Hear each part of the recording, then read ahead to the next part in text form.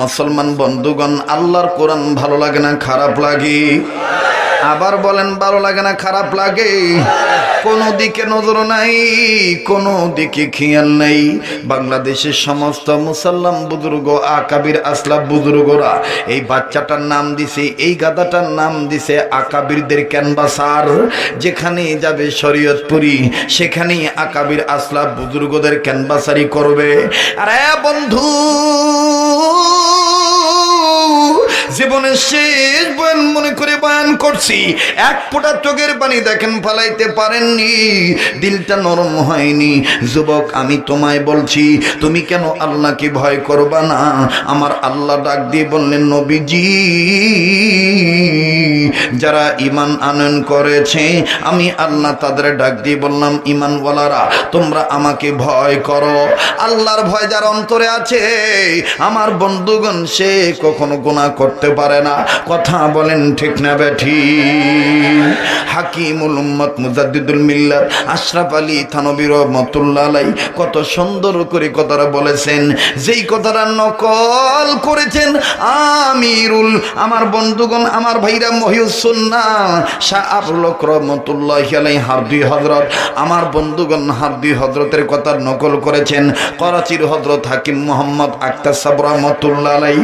হাকিম মোহাম্মদ আক্তার সাহেব রাহমাতুল্লাহর কথা নকল করে ধারণ করে রেখেছেন আপনাদের এই ফরিদপুরের সন্তান, যিনি ঢালকা নগরের হযরতওয়ালাদের মধ্যে অন্যতম একজন, যার নাম মুফতি জাফর আহমদ দামাত বারাকাতুল আলিয়া।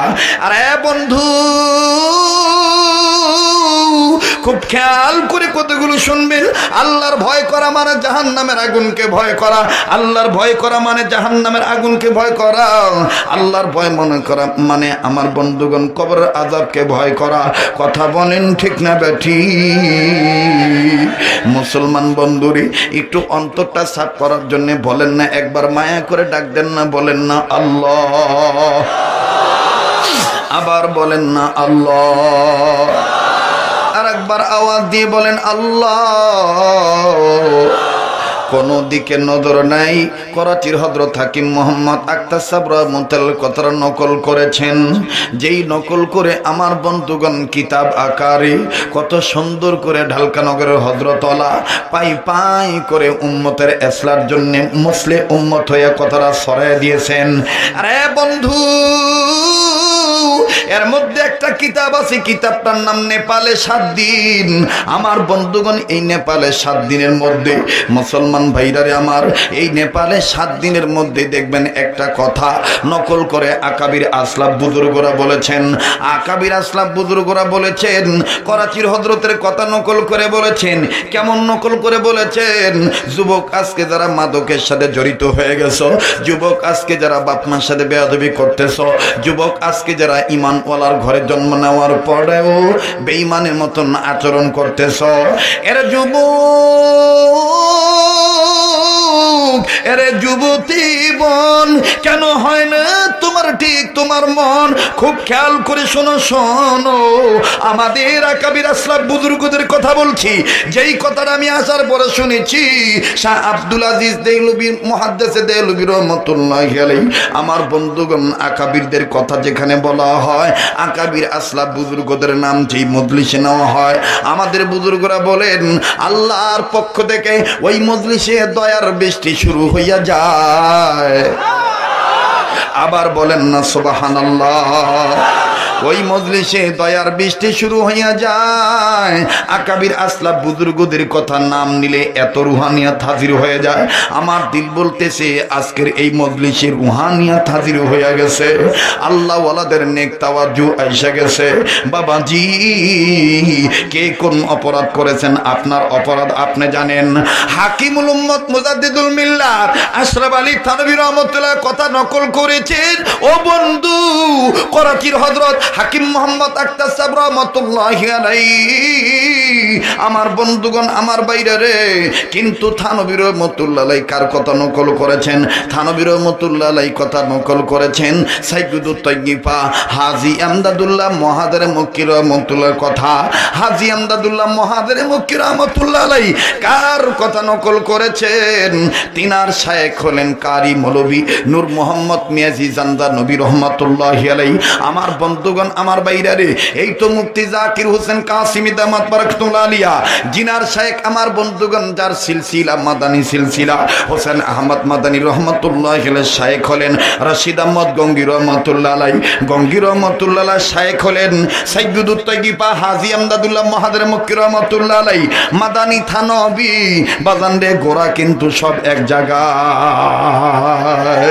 কথা বলেন ঠিক না বেঠি? কাজে আজকে যদি কেউ মনে করে নুরানি মক্তবের হুজুর রে মারলে দাওরা হাদিসের মাদ্রাসার মোতামিম কোনো প্রতিবাদ করবে না, না না না না না, দেওবন্দের সন্তানরা সব এক করে সন্তান। কথা বলেন ঠিক না বেঠি? দেওবন্দের ঘরের সন্তানেরা সব এক ঘরের সন্তান, সব এক ঘরের সন্তান। আমার বন্ধুগণ, আমার ভাইরারে, আজকে যদি কোনো বিজাতিদের পক্ষ নিয়া কোনো মানুষ যদি কোনো আলেমকে অপমান করতে চায়, কোনো আলেমের ব্যাপারে যদি বিষোদ্গার করে, কোনো আলেমের ব্যাপারে যদি আমার বন্ধুগণ মুখে বিশ্রী ভাষা বলে, আমরা তাকে বিশ্রী ভাষায় কথা বলবো না, অশালীনভাবে তার বিরোধিতা করব না। আমরা দোয়া করব, আমরা দোয়া করব, আমরা দোয়া করব আল্লাহ যেন তাদের হেদায়েত দান করে। আমরা তাদের জন্য দোয়া করব। এই দোয়ার মধ্যে যদি দেখি আমাদের কোনো যোগ্য আকাবিরের সন্তানকে নিয়ে একেবারে বিশ্রী কথা বলেছে, অথবা কোনো আকাবিরের সন্তানকে যদি হয়তোবা গৃহবন্দী, হয়তোবা নজরবন্দী, হয়তোবা কারাবন্দী, আমার বন্ধুগণ যখনই দেখব আকাবিরদের সন্তানদের, আমার ভাইরা, তাদের সাথে রীতিনীতি খারাপ করা হইতেছে, আকাবিরের ইজ্জত রক্ষা করার জন্য, এই আকাবিরের ইজ্জত রক্ষা করা মানে হইল আউলিয়া কেরামের ইজ্জত রক্ষা করা, আউলিয়া কেরামের ইজ্জত রক্ষা করা মানে হইল সাহাবায়ে কেরামের ইজ্জত রক্ষা করা, সাহাবায়ে কেরামের ইজ্জত রক্ষা করা হইল বিশ্বনবীর ইজ্জত রক্ষা করা। এক কথায় আহলে সুন্নাত ওয়াল জামাতের আকীদার ইজ্জত রক্ষা করা। এই আকীদার ইজ্জত রক্ষা করার জন্য রক্ত কেন, জীবন কেন, একবার নয়, দুইবার নয়, শতবার মরতে রাজি আছি। বাতিলের কাছে মাথা নত করে কোন আকাবিরদেরকে বেইজ্জত হইতে দেব না।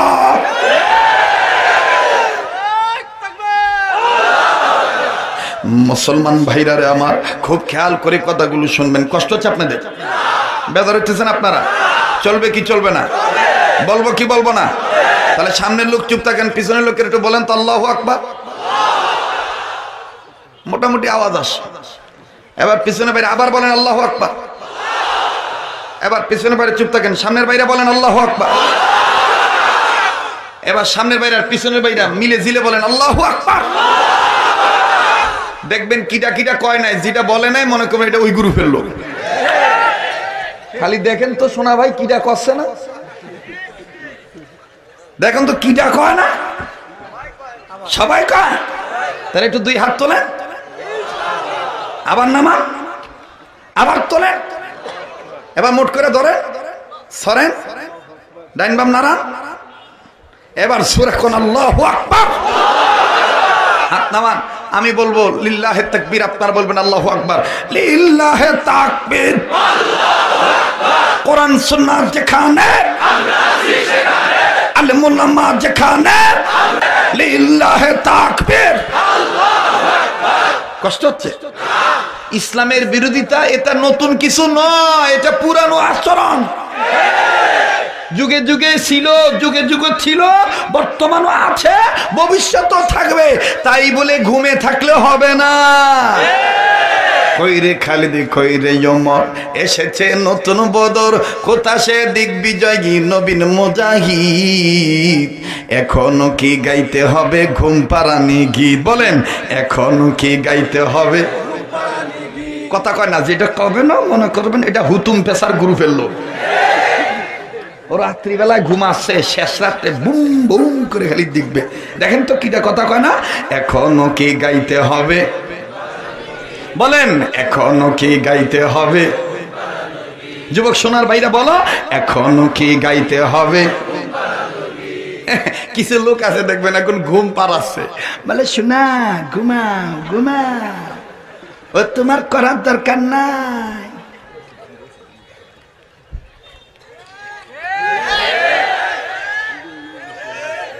আমি মিথ্যি কথা করছি?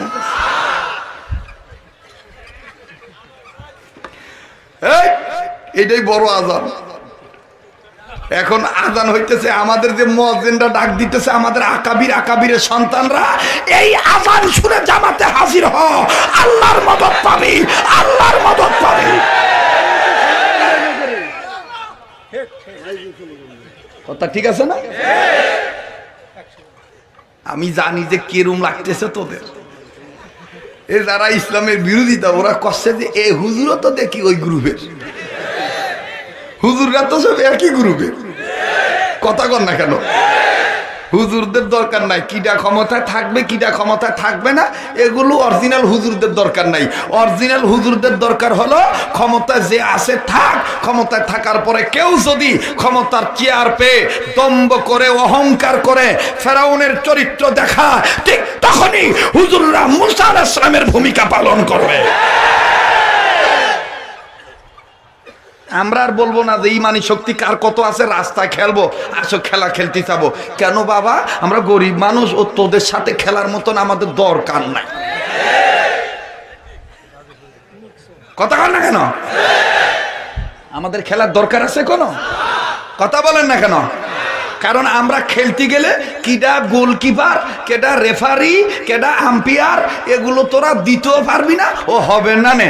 কারণ আমরা মদখোরকে আম্পায়ার মানবো না নে, রেফারি মানবো না নে, টিম চোরকে আম্পায়ার মানবো না নে। নাসির ভাই আসছিল নাকি? আসবে? দুইজন একসাথে থাকতে পারলে যে কি জমা জমতো।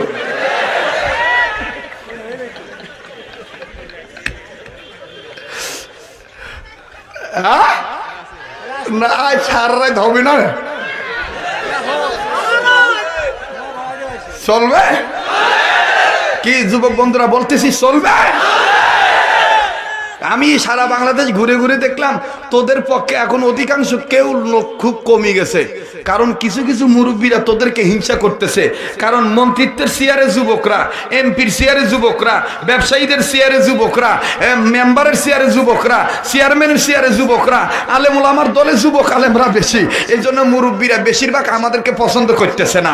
আমার বন্ধুগণ যে যেমনে পাইতেছে যুবকদের কিভাবে ঠকাইতেছে, কোনো কোনো যুবককে মাদকের মামলা দিয়ে ভাসাইতেছে, কোনো কোনো যুবককে ধর্ষক বলে আটকায় রাখতেছে। কিন্তু আমি একটা জিনিস খুঁজে পাইছি, সেটা হইল যে সমস্ত যুবকদেরকে ধর্ষক বইলা বিচারের কাঠগড়ায় দাঁড় করানো হইতেছে, ইফতিজিং এর মামলার আসামি করে দাঁড় করানো হইতেছে, এই যুবকদের পক্ষ নিয়ে অবশ্যই আমি ধর্ষকের বিচার চাই, অবশ্যই ইফতিজিং এর বিচার চাই। কিন্তু আমি বলতে চাই, এই বাংলাদেশে যেই কারণে যুবকদের চরিত্র নষ্ট হচ্ছে, এই কারণগুলো বের করো। এই কারণের মধ্যে যদি ন্যাংটা মহিলা পড়ে, এই কারণের মধ্যে যদি আমার বন্ধুগণ, আমার ভাইরা সিনেমা হলের মালিক পরে অশ্লীল পোস্টার লাগানোর কারণে, তাহলে সিনেমা হলের মালিকের বিচার আগে করতে হবে, আগে করতে হবে।